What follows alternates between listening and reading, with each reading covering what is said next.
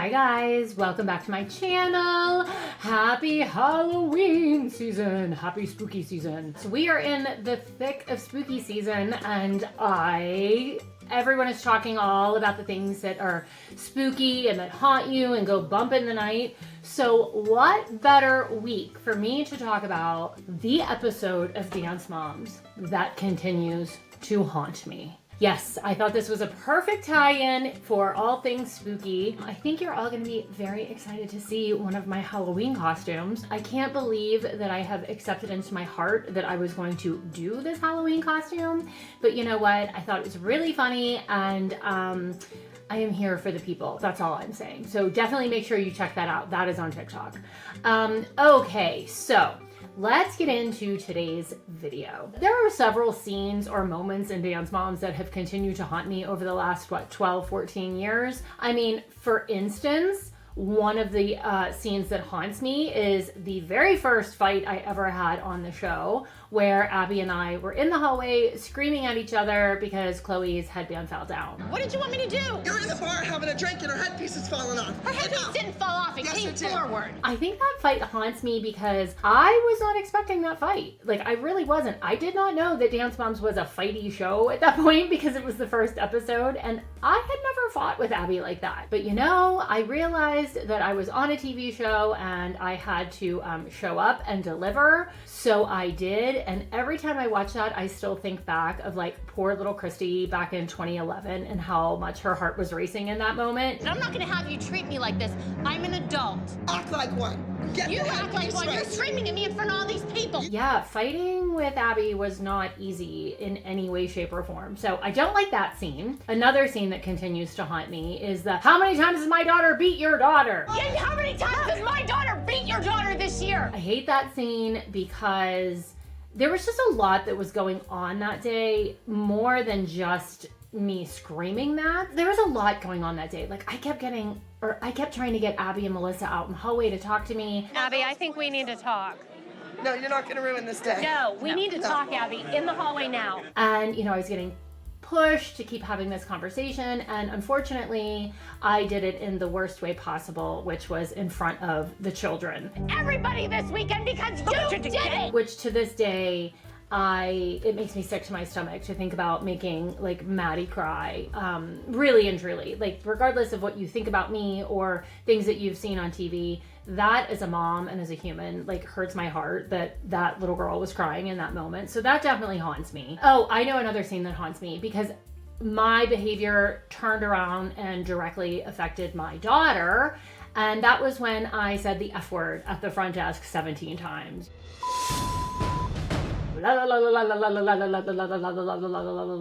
actually don't even know if I said it 17 times. Hold on, I went, wait.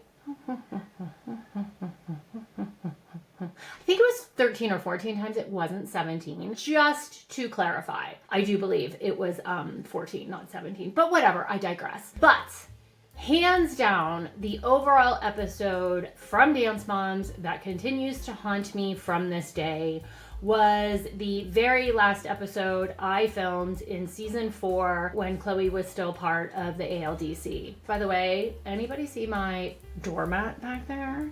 Yes, it does say I'll slam whatever I want, because that phrase is probably one of the greatest phrases ever uttered on television. And that doormat is a tribute to my bestie, Kelly. The episode that continues to haunt me is the very last episode I did of the show. I cannot express to you how dark of an episode that was across the board. I mean, I got a little bit ugly with Chloe in the hallway where I was like, you know, frustrated. I'm like, I don't know what to tell you anymore. I can't make you want to dance. Whatever. Not making excuses for my behavior, but I think there's a pretty valid explanation as to what was going on. So if you've ever listened to Back to the Bar, that episode, I go into detail with Kelly talking about that. I hate that. I mean, at the end of the day, I am her mom, so I don't like that moment of mine. But look, I'm human. I make mistakes. You know, all I can do is say I'm sorry, learn from it, and move on. But that entire week was a really, really dark week. Obviously, the final scene of me having that giant fight with Abby in the hallway is the scene that definitely changed my trajectory on the show. You were no one before these kids. Why do you say that? I thought I was going back for season 5. And in that moment, you know, I was in the hallway and I was sticking up for Kendall. I was sticking up for Kendall because Kendall was crying and I felt really bad that she was getting picked on. And, you know, Cameron had just cried not long before that and she wasn't picked on. And I felt sad. Sorry for Kendall. So I stuck up for her. And then, of course, we know that fight turned into Abby and I going at it and her coming after me about Chloe and then me losing my temper.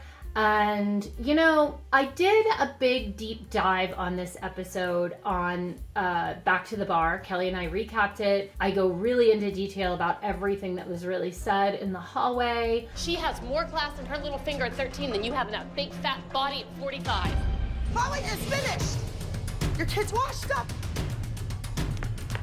After that fight, I went back in the room and the girls weren't in there yet. And I kept thinking, I've got 10 more minutes. You know, I've got 10 more minutes. 10 more minutes until I can go home for the summer, you know, reevaluate, compose myself, and figure out what comes next. And in those 10 minutes, Chloe walked in the room, and that's when she said that she heard everything that went on in the hall. What? You heard. And I'm not gonna cry, but I can tell you that totally changed everything for me. And you can say all you want, you know, these moms subjected their kids to whatever, and you know, if they didn't like it, leave. I wish it was that easy. A lot of you guys that say these things aren't parents, or you know, your kids, you haven't had life experiences. But the truth of the matter is I can't begin to judge you and things that have happened in your life, and until you have walked that entire, you know, path with the moms and really knew what was happening in all of our lives and my life, it's hard for you to judge. Sure, it's easy to sit behind a keyboard and say things, but the fact is you'll never really fully understand the full scope of it, because how could you? And that's not your fault. Like, how could you? Because you're seeing an edited version of, you know, things on a TV show that are designed for entertainment.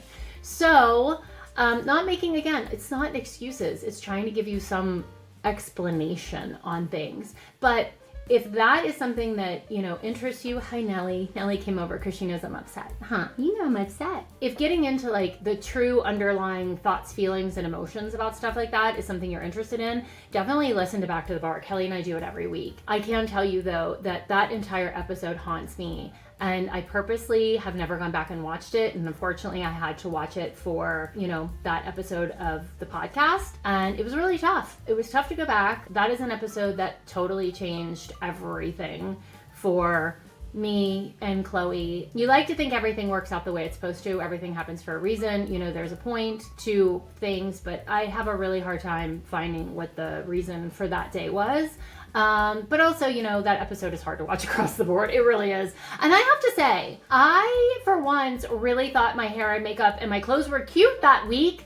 And so the fact that that became an episode that is the worst for me is really sad, because I had Miss Piggy hair and really ugly clothes a lot of the other time. So look, I'm just trying to pivot and make light of it. So if you want to go back and you want to check out and listen to the full recap, definitely check out Back to the Bar. You can listen to it on Apple Podcasts, Spotify, you know, wherever your favorite podcasts are. But I would definitely listen. And yeah, that's all I'm going to say for this Halloween season. That one definitely continues to haunt me and I hate it. So I hope you had a better Halloween than obviously I'm having right now. And I have to say, this is totally a side note, but if anybody watched Monster Ed Gein like on Netflix, I am not afraid of very many things. And I'm going to tell you that the scene of him dancing out in the moonlight in the skin suit, I have slept with the light on in my house probably for the last 2 weeks since I have seen that scene.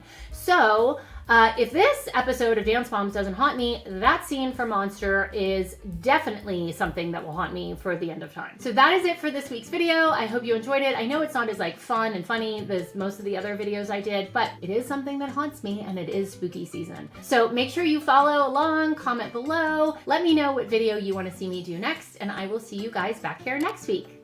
Bye!